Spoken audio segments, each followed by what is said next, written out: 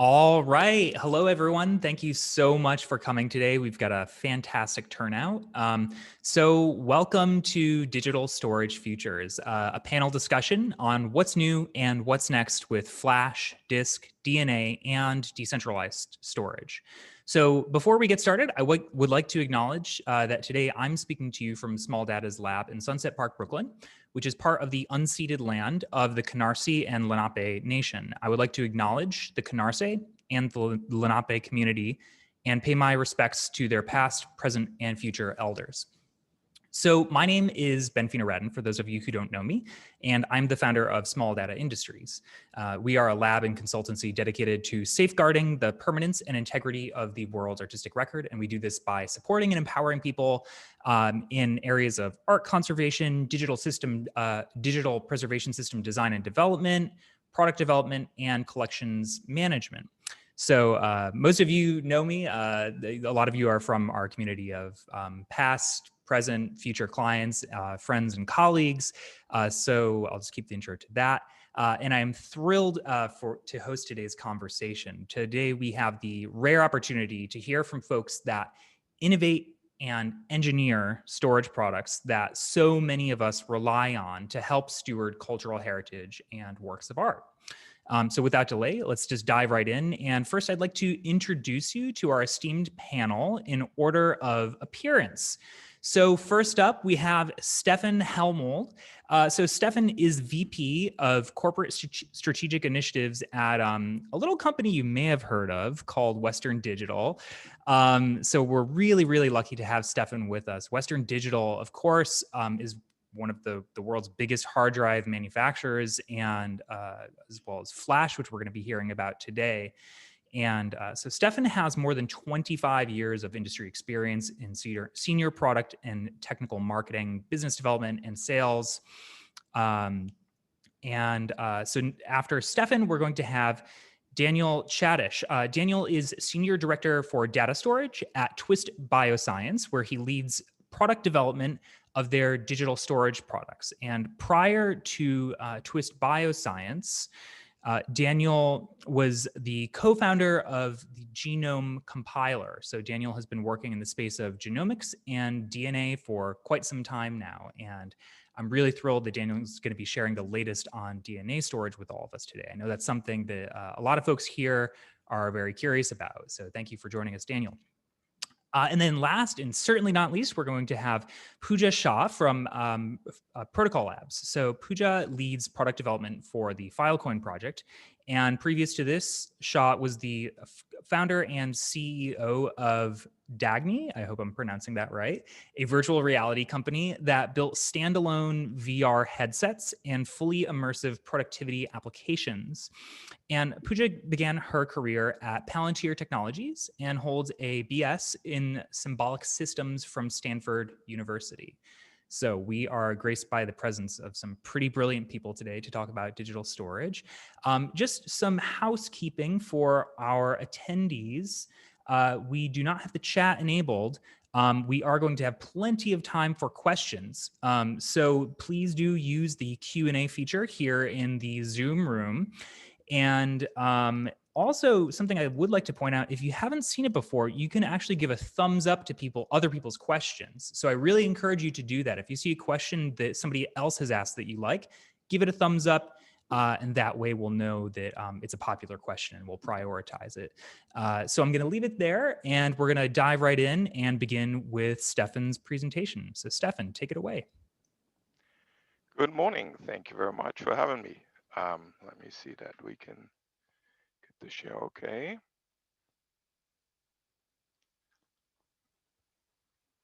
All right. Can you see? Fantastic. Yep, we're good to go. All right. Okay, perfect. All right. I wanted to give you a brief overall overview about data and storage solutions. My talk is structured into 4 parts. The first one is data as to where we're today and where we're going. The second part is what have we been using for the last approximately 70 years to store data. And I will continue on in the third part on looking ahead over this decade and seeing what storage options may be in store that will help us to store the data. And concluding with, we will need to continue to innovate in order to harness the power of data and store all of the data that will be created in the future.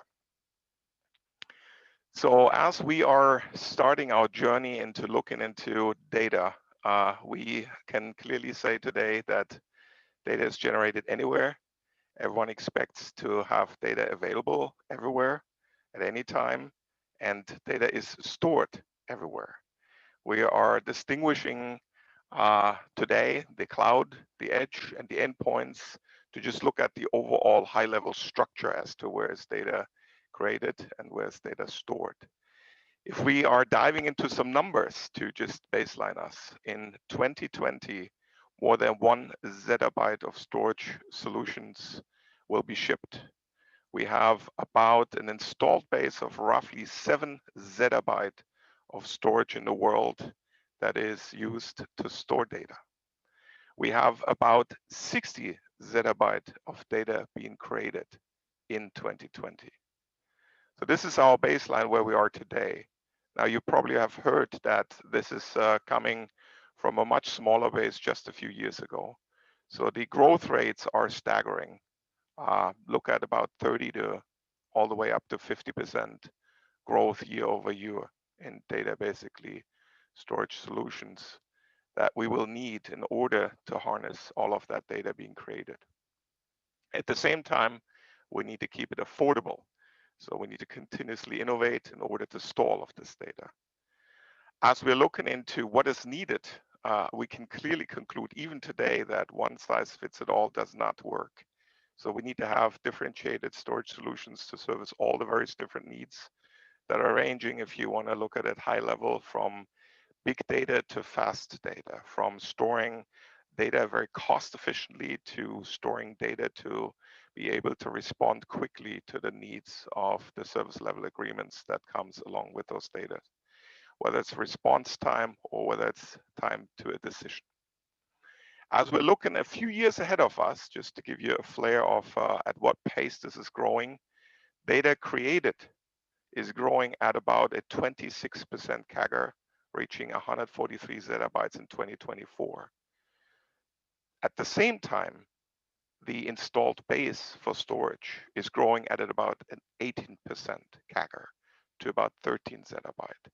So what you can see here already, we are lagging behind the growth rate of data created vis-a-vis the installed storage base.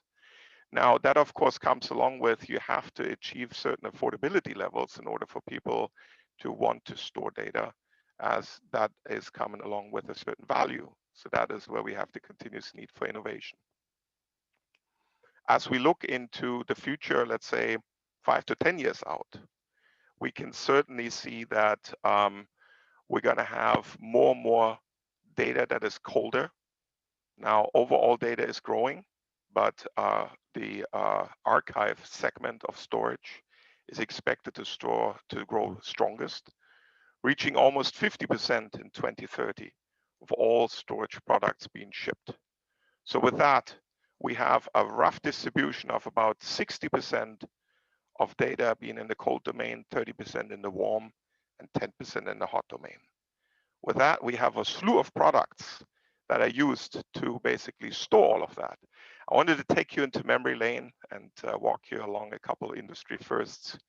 As you know, Western Digital has gone through a long-standing history and in acquisitions as well, starting off with disk drives, right, and then embracing flash storage as well. I wanted to baseline you a little bit as to where it all started about almost 7 years ago. The first disk drive provided a data storage capacity of 5 megabyte and cost $10,000 a megabyte.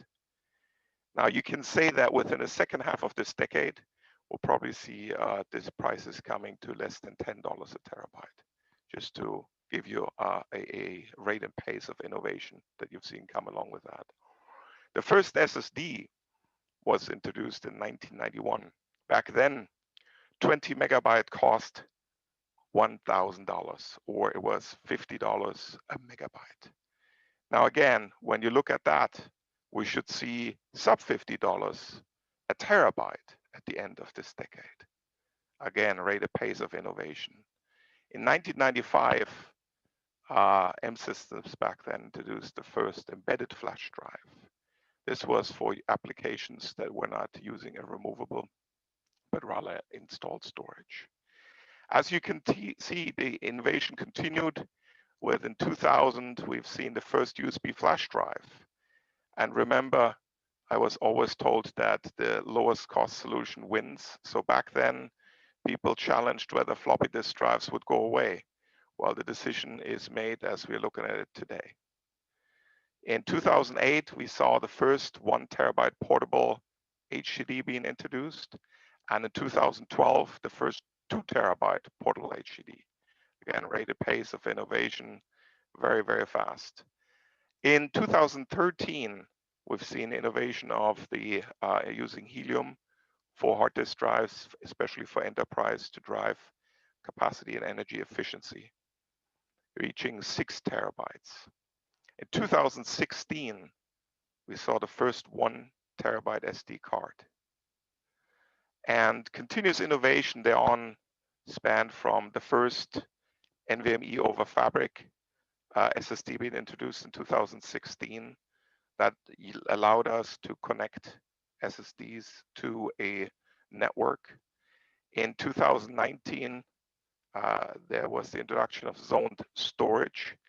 Zoned storage is allowing us to better manage devices that are requiring or preferentially looking for a sequential access.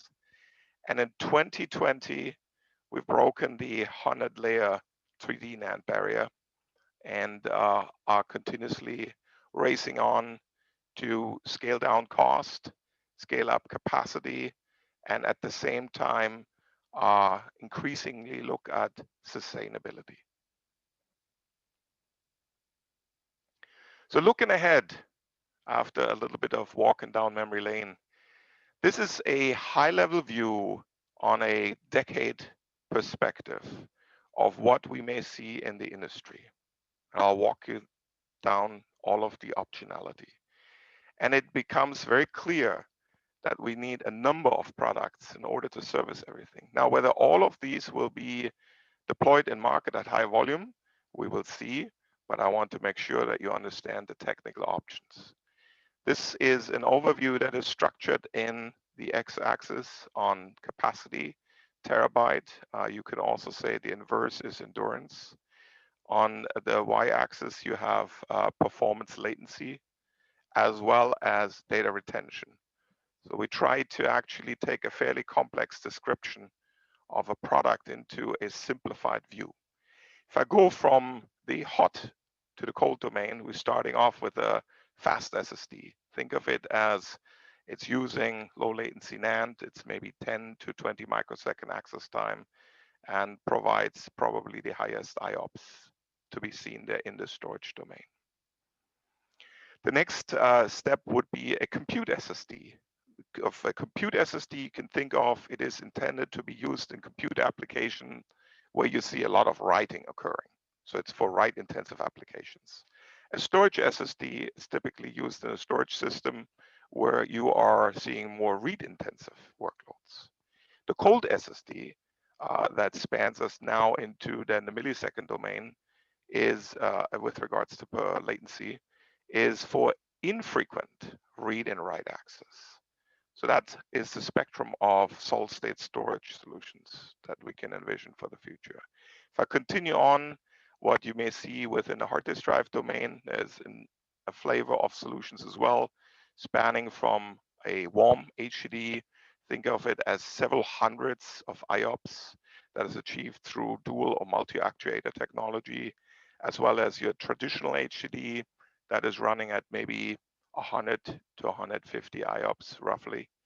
And then the next step from there would be that you have an archive HDD where you're dialing down the access time as it is less critical, as well as the IOPS. And then going down all the way to cold HDD where you have maybe a few IOPS at best. But it's all about providing the lowest cost you can with an access time that is in the second a few seconds. You can say single second domain. As we then span and go on into the domain of tape, we could envision that in addition to removable tape that you already know today, you see innovation within removable tape, achieving breakthrough enhancements in capacity.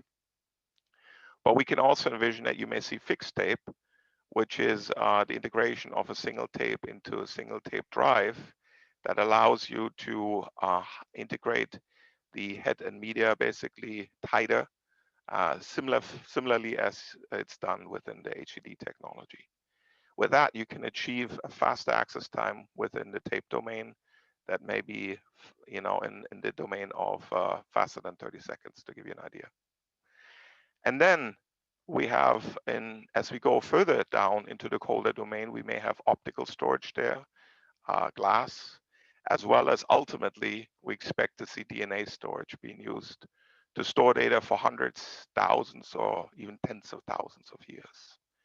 So you can clearly see all of these solutions have their place solving different problems. And that is why clearly the approach of one size fits it all does not work. But you really need to think about the whole spectrum of storage in order to basically prevail with that, and in order to go and have a good solution that will meet all needs. So with that said, Western Digital is continuing to pursue mature and nascent storage technologies, and we see a need for a century scale storage solution complementing flash, disk, and tape. Thank you very much. Thank you so much, Steffen. So next up, we have Daniel Chadash, who's going to talk to us about DNA. Thank you so much, Ben, for having me. Excited to speak to all of you about DNA storage and give you a bit of an overview to show you this is no longer sci-fi technology. And if I appear in Steffen's slide, then I'm honored, and I think it's a good place to be. So I know the audience here is a lot from the digital preservation area, so maybe those facts here are not new to you, but for some it might be new. But mainly for any good digital preservation system, we need an offsite or an offline backup. This is critical for any system. But the issue with those is that they require a lot of maintenance, migration, and investment. Not sure how many of you know the total cost of ownership that your organization pays for saving this data. And another issue with this is those processes are prone to system and human errors. So we heard about companies losing data of customers because of a bug in the software that is supposed to replicate the tapes or the storage systems. Also, human errors are in the process, and it's quite costly as well. And the thing is that the data that most of you have is very precious data that need to be preserved perfectly for centuries. If we're talking about art, if we're talking about cultural heritage, video, films, all of these data, we need to save it for centuries. And the problem is there is no currently a storage medium that serves that purpose. All the storage mediums that we have right now, they degrade. We need to update them and migrate them it can be from 2 years to 10 years to 20 years, but nothing is meant to stay for 50, 100, or thousands of years. And this is where DNA comes into place. Basically, this is nature's choice for data storage. Nature decided to store data on DNA. Basically, DNA is the data that we transfer to our children. This is the data that we got from our ancestors. And this is the data that our body is using in order to build an organism. All of who we are is defined in the DNA. And as an evidence of how good of a storage medium it is, we're able to find bones and skeletons that are aged tens of thousands of years, and we're able to read the data perfectly. With floppy disk and magnetic media and all the media we talked before, if we'll find something that is 50 years old, it will be super hard to read, probably not possible. And even to find the drive to read it is also a very hard task if you'll find out a floppy disk that was saved in the basement. And this is what makes DNA so exciting as an archival storage medium. The process to store DNA is quite simple. the first step is the coding part. So we take all the ones and zeros. We take any digital file that you have. It doesn't have to be a picture or video. It can be Excel spreadsheet, a text file, a PDF, whatever you want to use. We translate the ones and zeros into AGCNT. For the ones without biology background, AGCNT are the basic building blocks of DNA. This is just like the ones and zeros of nature.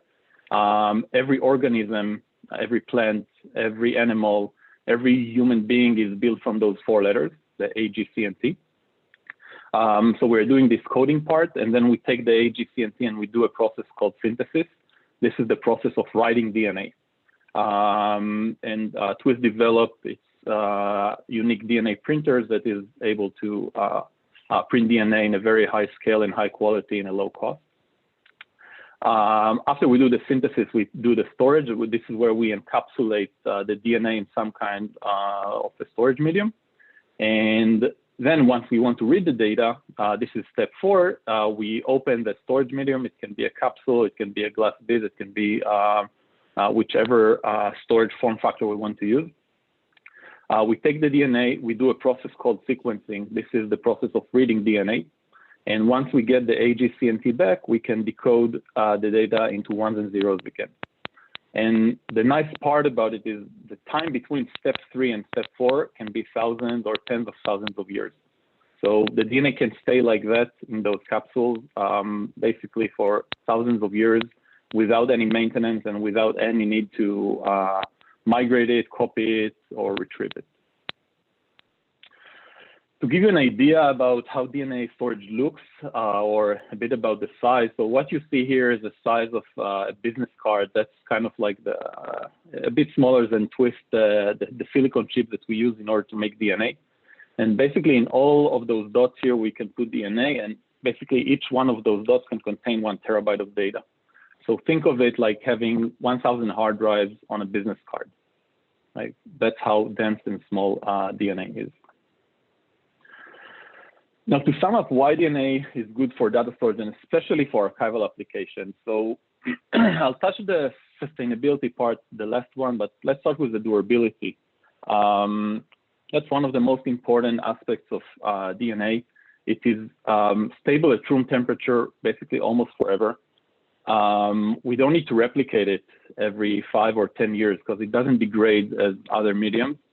And it's also an air-gap storage. So it is not connected, it's not online, so it is more secured in a way that hackers, it's much harder to get to it. And also ransomware and all those kind of things that we all know when hackers get into our storage systems.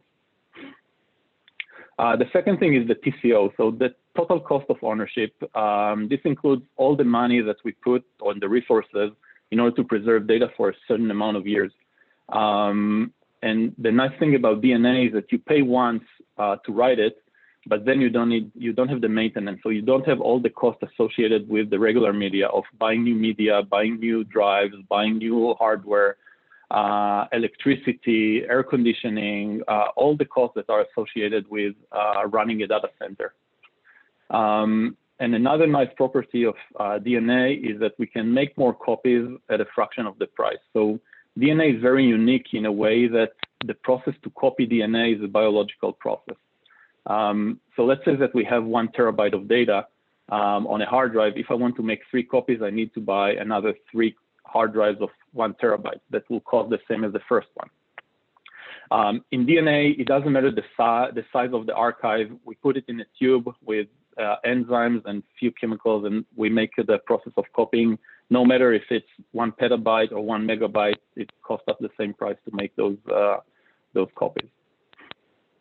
The next thing is the medium. So in DNA, the data is the medium. So once the DNA comes out of the factory, it already contains the data on it because the data is the DNA. The AGCNT comes out of the factory, so you can think of it as a read-only media, kind of an immutable storage that as it comes out of the factory, this is the media and it won't change. We won't have bit flips like we have in the magnetic media, and it's quite stable as it is as it comes out. And the most interesting part about the medium is that we'll always have DNA readers. And this is a super important point about DNA, because as long as we are alive, as long as the organisms around us are built from DNA, then we'll always need DNA readers. They might get smaller, cheaper, and faster, but it's still the same DNA. And this is unlike any other medium, because if we, as I said before, if we find now a floppy disk in our basement, it will be quite a hard task to find the computer or a floppy disk drive in order to read the data, which is not like that in DNA. We can find a tube of DNA in 1,000 years and we'll have a DNA reader to read it on. The next thing is the density. So basically, as I showed in the slide before, it's almost as dense as it can get. It's on the molecule level. We can fit most of the data we have today in quite a small form factor. I wrote here a shoebox of DNA, maybe a bit bigger, but that's how small it is. And this brings me to the point of sustainability, is that DNA is made from natural materials. So we don't have the electronic waste. We don't have the hard drives and the tapes that we throw away after usage. We don't have the power consumption, and because of the density, it takes much less physical space. So you saw the slides from Steffen about the growth of digital data, and for us, in order to store those amounts of data in the current way, needs a lot of data centers that takes a lot of precious real estate on Earth, and will take a lot of power. So that's the promise of DNA. To give you an idea of how the product looks, so basically what you see here on the bottom right, this is our DNA drive. We store the DNA in it in an atmosphere that fits to keep it stable at room temperature for more than 100,000 years. As I said, it's zero maintenance, that's the ultimate preservation. And basically the way we see it is kind of the ultimate insurance for your data. So in case something happened with the cloud provider, in case that something happened with your 2 copies of your tapes or your hard drive, you know that you have that copy that you can go into it whenever you want and get back the data. A very important part that it's in with Twist is that the data is not dependent on Twist, and I think this is super critical when you want to save data for thousands of years, because all of you, if you want to have access to your data, you don't want to be dependent on a company to survive in order to read the data. So we make sure that you can read the DNA that Twist produce with any off-the-shelf DNA sequencer, DNA reader, or with other companies. So you're not dependent on us in order to read the data back, and I think this is critical in the archival space. The process right now of how it works, let's say that you want to do a project with us, and we've done a few projects with few museums and artists, and you can read about it on the web, but the process is quite simple right now. You upload the data, you send us the file or the data you want to be stored. We do the encoding into ATGMC. We do the synthesis, we encapsulate it, and then we ship it back to you. In case you want to read the data, you have 3 options. You can send it back to us. We'll read the data for you. You can send it to any public sequencing company that can sequence the DNA and read it for you, or you can do it on your own if you have an access to a DNA reader and DNA sequencer. I know that most of you don't have access to DNA sequencer, but as this technology improves and the prices of DNA readers will go down, then it will probably be more available and accessible. A bit about us, because you probably come from the art and culture and digital preservation world and you don't know Twist. And we were founded in 2013 with the first mission to accelerate engineering of biology. We provide DNA for many industries, including healthcare, diagnostics, and industrial biotech. We're a public company. You can look at us on NASDAQ. 525 employees based in the Bay Area and offices around the globe. What we did was to build a new revolutionary synthesis platform, a DNA synthesis that allows us to take the price down and make the DNA more accessible to more people. And specifically in data storage, we're quite the pioneers over there. We produced the DNA for many publications, and we're part of those that have kind of set the benchmark for reading and writing DNA for data storage.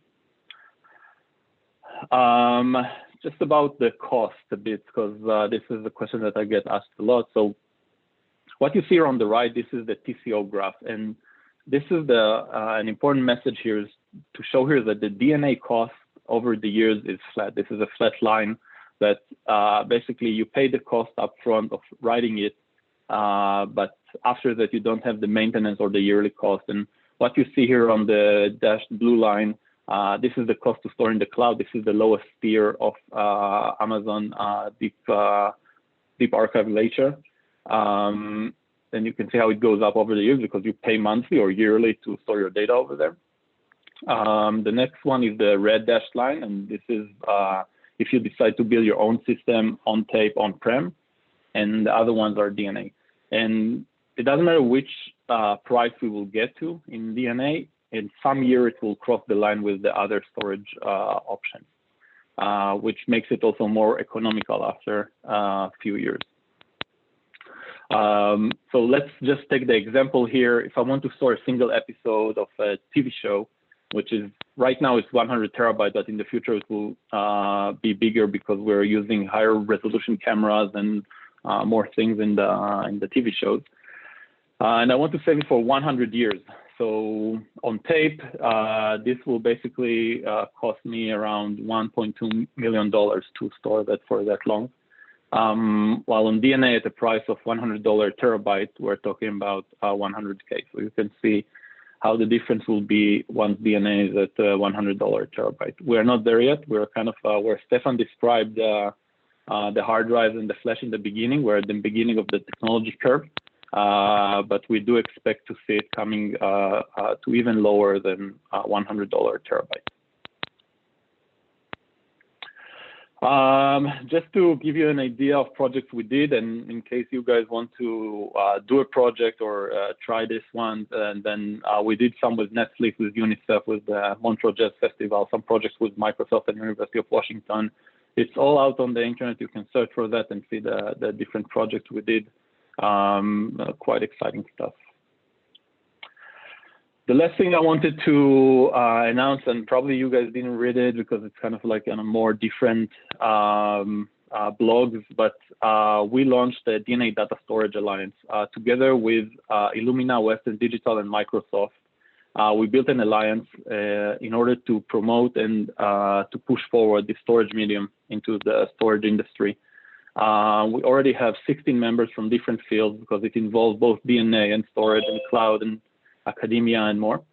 And the idea is to create a collaboration to promote this and really to do awareness and education activities to get all you guys to know that this is no longer sci-fi. This is a thing that is working and it's coming over, and get ready for it, and because it will be soon in the data center. I think that's it for now. Thanks, Ben, for having me. I'm happy to answer questions after. Thank you so much, Daniel. That was great. And we've got a lot of questions about DNA coming in. So our last presentation of the day before we get into our discussion, where we will answer all of your questions, is from Pooja Shah from Protocol Labs. Hello.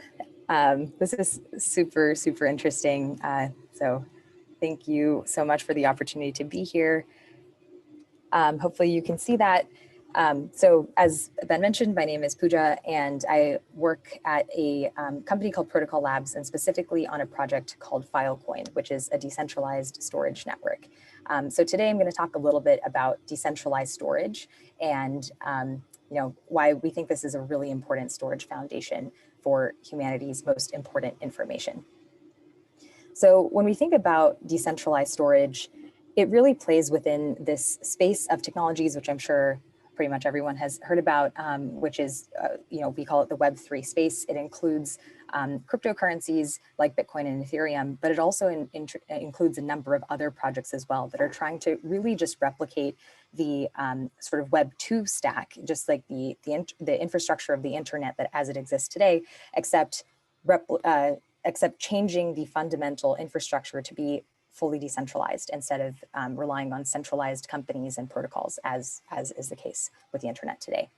And so companies like Protocol Labs play in the space of decentralized storage, but there are other projects in the Web3 space that are taking a look at decentralized messaging, decentralized compute, decentralized finance, all sorts of other projects. It's really like a very thriving industry, especially as of the last few years. So there are a number of, while this is a thriving industry overall, it's definitely still early days for the Web3 space. And so there are a number of projects that are decentralized storage projects. There's one called Storage, Made Safe, Arweave, SIA, another Protocol Labs project, which is called IPFS, and then the project that I work on, which is called Filecoin. So all of these projects, we're still in really early days for what it looks like to build truly robust decentralized storage networks, and that can actually have a chance of kind of replacing the centralized internet infrastructure of today and moving to this more decentralized storage infrastructure. So a lot of these projects, they work really differently, but they all have really interesting properties, and some of the properties of these systems kind of stay the same regardless of what project you choose to take a look at. So I'll talk, because I know it best, I'll talk a little bit about how Filecoin's decentralized storage network works, but again, different projects work a little bit differently, but many of them have the same principles. And I just wanted to show that, we care so much about this, that it's literally the sort of the mission statement for the project. If you just go to our website, we really do believe that decentralized storage, at least if we're looking at the way the world works today, it is a critical piece of infrastructure that's necessary to provide the resiliency, robustness, redundancy that we need to really protect humanity's most important information. So in a decentralized storage network, there are generally two kinds of participants that participate in a network like this. So we really do think of it sort of like a two-sided marketplace. And on the one hand, you have storage clients who are the sort of buyers on the network that are looking for storage capacity to hire. And then on the other side of the marketplace, you have the supply side, which in the case of Filecoin, we call this side of the network the storage miners. And these are, it could be individuals like you or I who have spare laptop capacity. It could be people who, idle just data center capacity. There are so many data centers in the world that just are not fully utilized at all times. And so idle data center capacity could also be eligible for this sort of role on the network. But it's basically people, who have storage capacity, they're not using it, and maybe they want to allow others in the world to store their data with these miners. And then there's kind of this, we sort of visualize it a little bit like this, central entity, which we call the network. But really, what it is, it's just software. It's a set of decentralized protocols.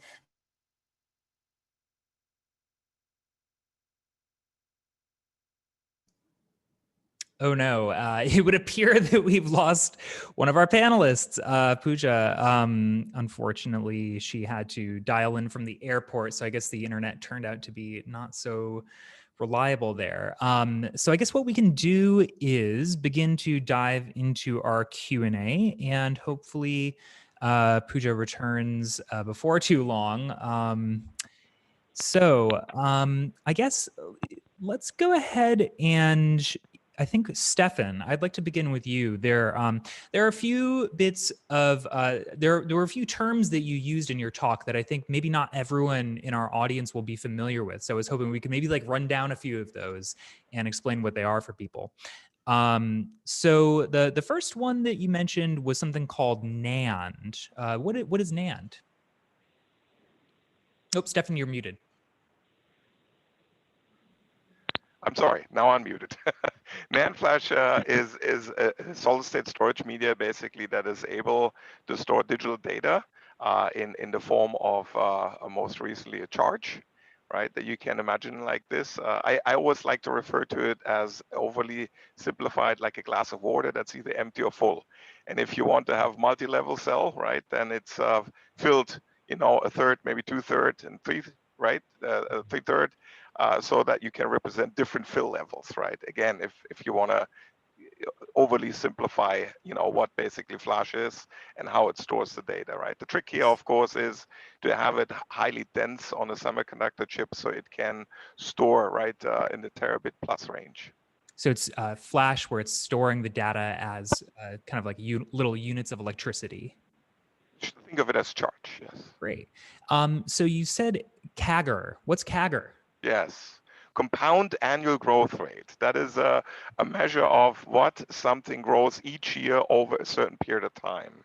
And that is typically what we use to compare basically and contrast growth rates. And I think there was one of the question that came in on the QA that I may be able to address here is that there was the question on how much faster is data being created versus stored, right? And what I used as an example from the IDC data sphere and storage sphere, right, was that data created is growing at 26%, right? And based on the latest numbers over the period of time of 2019 to 2024, and the installed storage base used to store data is growing at 18%, right?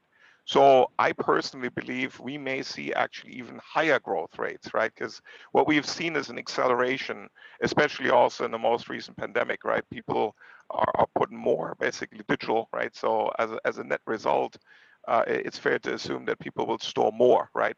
Assuming it is affordable. And that's why we need to continue to innovate, right? Super. Thank you so much for that. So now that we have Pooja back, if you're ready, we can just dive right back in where you left off. Sounds good. So sorry about that. And I'm going to hope that doesn't happen again, but just in case, I'll go a little more quickly so I can get the information across and then we can have a more informal conversation. But yes, so I think I was here, talking about sort of the two-sided marketplace and how there is this sort of set of decentralized protocols, which is just software that everyone who participates in a decentralized storage network is running. And that set of decentralized protocols manages all of the interactions in the network, like being able to send data from between clients and miners, all of the financial transactions and so on. And so that's kind of what's represented here. So what happens in a decentralized storage network often is that, clients will choose who they want to be storing their data with. They can choose to store with anyone in the world. They can choose to store with many people in different geographies all over the world. They can choose to split their data however they want. They can choose to send over the internet, or just on physical hard drives, whatever it is. But once they make that decision, they sort of register that intent to make a storage contract in this case, it's like on the Filecoin network. They send data and lock up some amount of Filecoin tokens. And then over time, the network sends chunks of the data to the intended recipients of the data. And it asks in return from people who are supposed to be storing the data, it asks them to generate cryptographic proofs to show that they are actually storing this data. It's really hard to fake these sorts of proofs. It's just, honestly using math to just verify that the data is actually being stored correctly. And this exchange of the storage proofs with the network will be met with the distribution of Filecoin tokens or the payment for actual storage. And this keeps happening over the course of the storage contract for however long the client wants to store the data on the network. So these sorts of systems I think are really, really interesting because it's not just software, but it's also thinking about, how do you engineer economic incentives and some of these like really, really interesting primitives like the storage proofs that I just mentioned, and using all of these different systems to collectively engineer a system that really can work reliably for long-term data preservation. Some of the core features of networks like this, they kind of inherently have this notion of geographically distributed storage.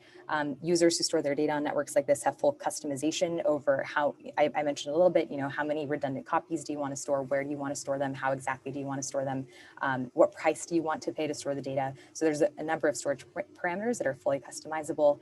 I'll talk a little bit about this next one, this verifiable storage feature in the next set of slides. And also, just because it's kind of think about like an Airbnb sort of marketplace, we end up with really efficiently priced storage because people are pricing at their willingness to sell and people are buying at their willingness to pay. So I wanted to talk a little bit about this. Hopefully we get to get through this before my computer does something weird, but this project is so exciting. This is actually how we know Ben and the Small Data Industries team is a project that we did with a group called the USC Shoah Foundation. And it's really just an incredible organization. They have this massive archive, many of you may be familiar with it, that has genocide testimonials from more than 55,000 survivors of genocides from all over the world.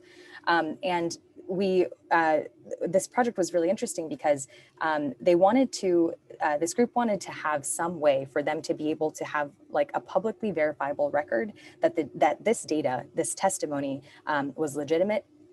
And not only for like the historical archive, but also for any future recordings that would come from like future survivors. So they wanted to be able to establish this public record of this really valuable historical archive and establish it in such a way that no one could really contest that this was authentic data and that these events really, really happened. So we worked, with this group to basically create, and this is a lot of small data industries work, but creating an application that would allow, that the intent is for it to allow anyone in the world who is a survivor of this sort of event to be able to upload their testimony to a decentralized storage network like Filecoin. And one of the really interesting things is, I think this is actually, and decentralized storage networks, especially those that are backed by blockchains, have a really interesting property because, as I mentioned, this kind of like exchange of data for storage proofs and then eventually like the token of the medium of exchange, all of that, if the decentralized storage network is backed by a blockchain, all of those transactions are recorded in a ledger that has to be public, which is the blockchain, right, for the entire system to work. And so in this case, what we ended up doing was every time someone wanted to, store a video to the Filecoin network, that the storage, basically the proof that said that data was actually being stored to the Filecoin network is stamped into the blockchain at a particular moment in time. And I think that this is a really, really important property, especially as we think about establishing, data provenance and authenticity and establishing that record over time. Because you can just imagine, if in a few months someone alters a copy of that video in some way, or it gets corrupted or whatever it is, you can always compare the proofs that were generated for the later version of the data with the earlier version of the data, see if the two match. And if they don't, you have some signal to say that maybe the data that came later is somehow altered or maybe not the original copy. And especially as we think about other applications as well, like fighting misinformation and disinformation, I think this is a really, really interesting property that decentralized storage networks provide. So my last slide here is, the Filecoin network, we've been working on building this system for many years, and we finally launched kind of the main network a few weeks ago. And as of today, there's more than 700 storage miners on the network that span the entire globe and collectively have committed more than an exabyte of storage capacity. So, Steffen mentioned several zettabytes. We're not there yet, but it's already quite a large network. And so, people can start playing around with what these systems actually look like in practice. So thank you so much for the time. Great. Thank you so much, Pooja. And thank you so much to all of our panelists. This has been a really interesting conversation so far. Unfortunately, we're running a little bit behind schedule, so we're not going to have too much time for questions unless our panelists don't have a hard stop at the top of the hour. So let's just dive right into the questions. So there are, not surprisingly, tons and tons and tons of questions about DNA, I think, because it's one of the less familiar things for people. So I'm going to save some of those, since I think that's going to be a long and involved conversation, and dive into a couple of questions for Pooja and Steffen first. So Pooja, since we finished off with you, I'm curious, when we think about Steffen's slide that shows the different layers of technology, the different tiers of storage technology, how do you see Filecoin fitting into that? Is it one of those layers, or is it an abstraction layer that works on top of all of that? How does Filecoin factor into that? Yeah, it's a really good question. So I think that, and I don't recall the exact slide. I think my computer may have fritzed at one of those moments as well. But I think there is this general question of, there is already like this massive storage infrastructure that exists in the world today, and it's doing pretty well. It solves a lot of like really important problems. And how does Filecoin fit into that picture? And so I think the phrase that you used, I do think Filecoin really is intended to be a layer of abstraction. It really is just just the set of decentralized storage protocols that anyone in the world can run, and whether whether that storage capacity is like from even just a centralized cloud provider or just like anyone can really participate on this network, and it really doesn't matter what the underlying storage technology actually is. So I do think, as we look to the growth of Filecoin or systems like it, I do think that having it be a layer of abstraction is a really important mission. So there could be storage miners within the Filecoin network who decide to say, hey, I want to provide maybe less performance storage, but more affordable storage for people who have large volumes. And maybe behind the scenes, they're using things like tape or archive to your hard drives, like we saw Steffen present. That's really interesting. So Steffen, I was super interested to hear you talk about this fixed tape technology. That's actually the first I've ever heard about that. And for our attendees who might not be familiar with data tape, conventionally, you have to have a drive to read a tape because it's the cartridge for the tape is just the actual medium itself. So what Steffen was talking about was essentially a form of tape, I think is what you were saying, where the drive and the tape live in one device, just like a hard drive would. Are there companies who are actively developing this right now? Is this an actual thing, or is this just kind of an idea? The general concept has been discussed before in the literature. I think I wanted to introduce it because it allows you to get faster access than tape provides today, right? If you had a tape solution where every access was 30 seconds or less, that could be very compelling, right? And then, of course, the other thing is, in order for this to work, you need to have capacities on a tape that are much higher than what you have today. So think of it as you needed to be probably like 15, 20 times higher, right, for where you have capacity today in order for this to make economic sense, right? Because you're now wrapping a drive around a tape cartridge conceptually, right? And that is really what puts this enablement into the future when the technology is further enough advanced, right? So it can deliver that. But that is definitely something that's complementary. And the fun thing, Ben, is when you go back to disk drives, right? It all started with a stack of platters, right? It wasn't always enclosed, right? So, and it wasn't always kind of like as you know disk drives today, right? So when you take a book, a page out of that book, right, you can envision that the same concepts could be applied to tape. Yeah, it's very interesting. And, I know for a lot of the folks in the audience today, they're from smaller organizations, be it an artist studio or a very small nonprofit. And the complexities of dealing with, tape is very attractive because it's so cheap. And you can kind of put it on the shelf and forget about it for a certain period of time.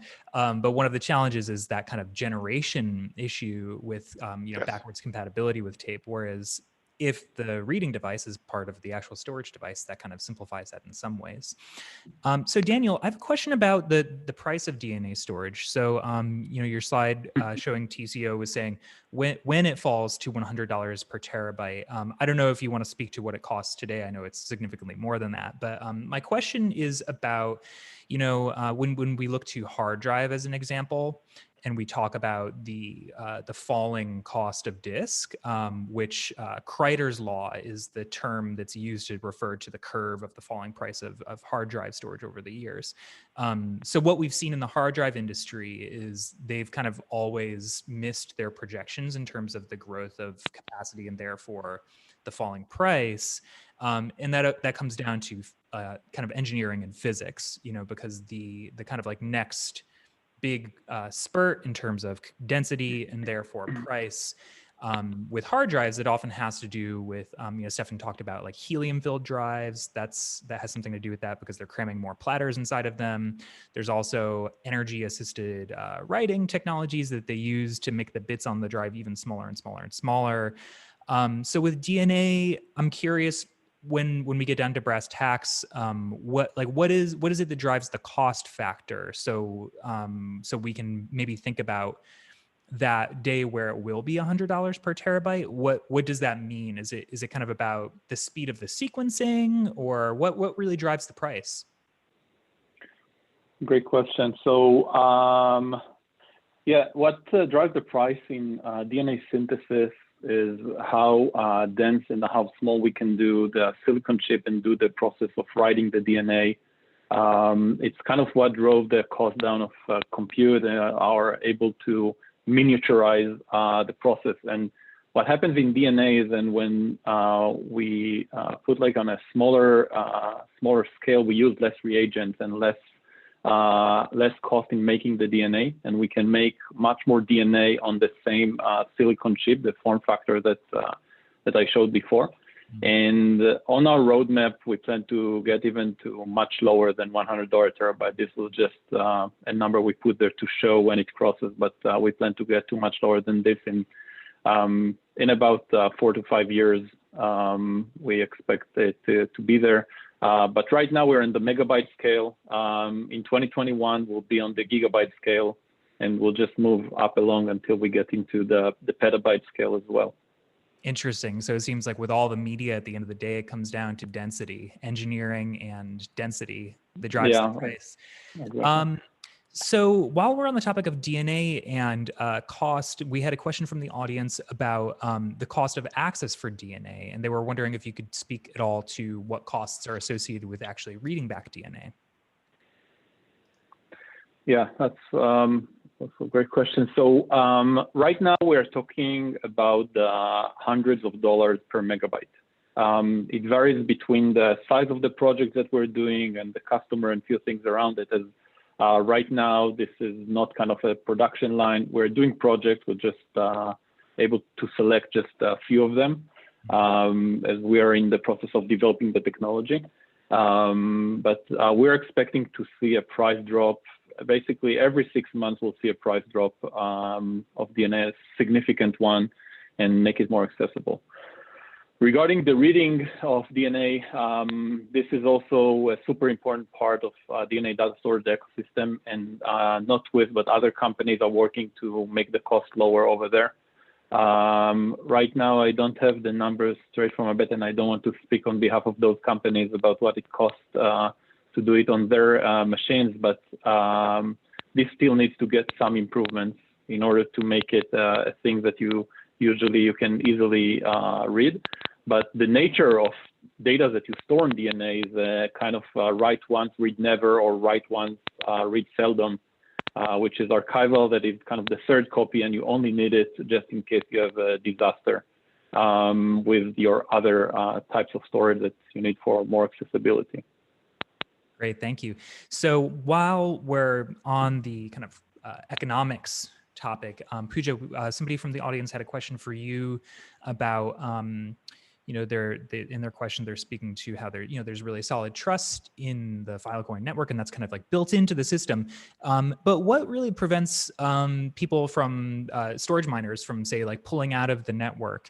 And specifically, they're saying, is there any way to prevent a storage or stock market crash? Like we often can see in economic systems.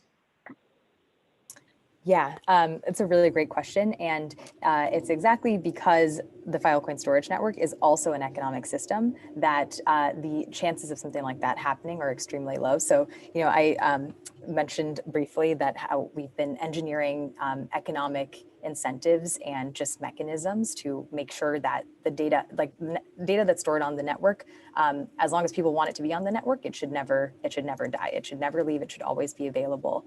And so, specifically in the case of Filecoin, there are mechanisms like just concrete examples. When storage miners participate as miners, they have to lock up collateral, and that collateral is significant investment, just significant capital investment. And if they do anything funky, they will essentially lose their collateral, and it's like very expensive for them. So there's like strong incentives for them to not do that. And it's not just for them to like completely leave the system, but even there are these incentives and penalties. So if a node goes offline, like even just for maybe a day or something like that, it may miss the window in which it's supposed to submit a proof to show that it is still storing the data that it's supposed to be storing. And there are also like penalties assessed for occurrences like that too. So basically we're using economic incentives that are kind of built into the software protocols to prevent like, low reliability of the system. Yeah, it sounds like the storage miners have a fair amount of skin in the game. Yes. So I can see that people are beginning to drop off, and I would imagine people do have busy schedules. So I want to wrap this up pretty quickly, but we have 2 questions that have gotten a lot of upvotes from the audience. So I know those are important to folks. I want to make sure we get these answered. So the first one is, and this is one I've seen kind of a trend around numerous questions. With DNA storage, how do we ensure fixity? You know, this is a very important concept in cultural heritage preservation, or really any kind of digital preservation. You know, our ability to prove that a file is bit for bit the same as the day we stored it. So this question in particular says, you know, how do you ensure fixity over copies when you replicate the data? And what is the error rate?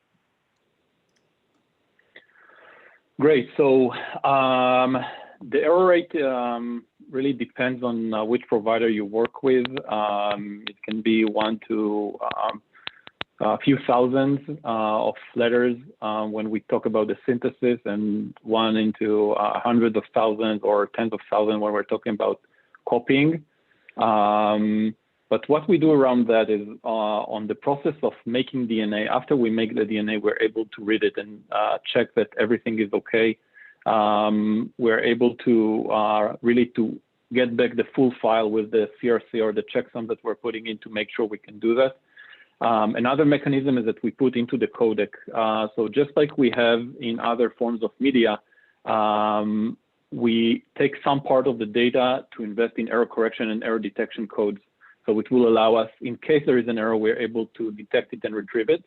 And the other thing is that on DNA, it's not that we make 1 copy of the DNA when we make, even if we make 1 copy to the customer, in the capsule, there are tens of thousands or hundreds of thousands of copies of the same DNA. This is the process of making the DNA. It's not like it's just you have 1 copy of that DNA inside.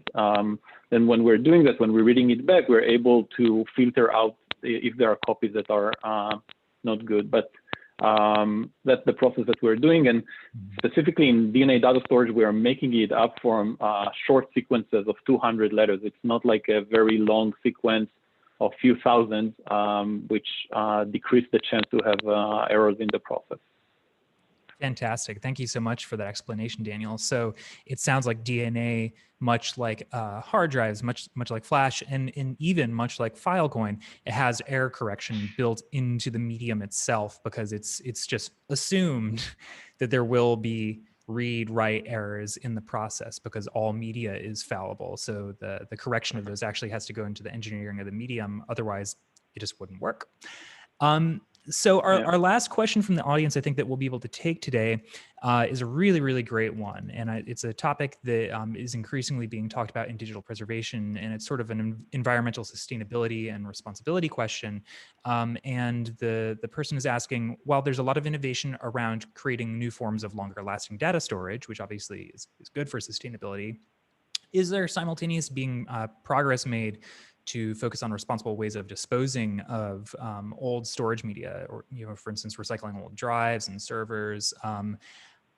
If I had to guess, I would imagine maybe Steffen might know something about this. I don't know. Yeah, so first of all, I think, and I think I raised that also with DNA, sustainability is something that I would foresee comes more and more important for us, right? I mean, we are already seeing from the market, right, demands for, can you help us enhance further power efficiency, right? So this is not only the disposal, but also, you know, and operating a product, right? My hope is, right, that there will be financial incentives, right, to basically having people rewarded for that, right? That's one. 2 is on the recycling. Yes, there is progress. I mean, there's a lot of precious metals in HDDs, by the way. So there's naturally an incentive to recycle. Now, what you should know is that not all drives come back, because there are some customers that say, I'm going to shred those drives myself, right, to make sure that the data is safely discarded. So that is also something as an industry that we have to think through, right, is, you know, how do we make sure that you have an overall recycling for that, right? seems to work with other areas, right, is if you build in the economic cost, right, upfront, right, so you incentivize an appropriate recycling system. But I would foresee more and more will come, right, by a surcharge either on the product itself, right, like you see deposit fees for some products, or also by higher costs of precious metals or other natural resources, right? This will be increasingly driven.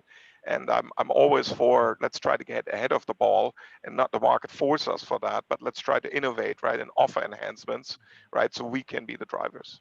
Yeah, I love that idea of economic incentives, like a deposit, just like, for, plastic bottles or aluminum cans. It makes a lot of sense. Yeah. Great. Well, thank you so much, everyone, for today's conversation. I know this has been immensely useful for our audience, and thank you so much again for participating.